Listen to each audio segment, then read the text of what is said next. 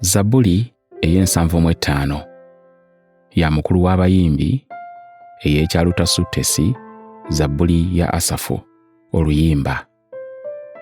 Katonda omulamuzi. Tukwebaza, Ayi Katonda, twebaza kubanga erinnya lyo liri kumpi. Abantu boogera ku bikolwa byo eby'ekitalo. Bwe ndiraba ebiro ebyateekebwawo, ndisala emisango egy'ensonga. Ensi n'abantu bonna abagituulamu biweddewo. Nze nsimbye empagi zaayo. Sela.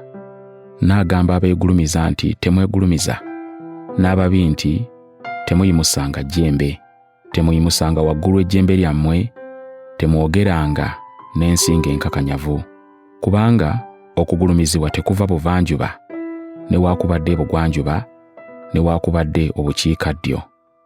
Naye Katonda ye mulamuzi, atoowaza ono n'oli amugulumiza. Kubanga mu mukono gwa Mukama ekikompe mwe kiri, n'omwenge gwamu guliko ejjovu, kijjudde ogutabuddwamu, n'akifuka.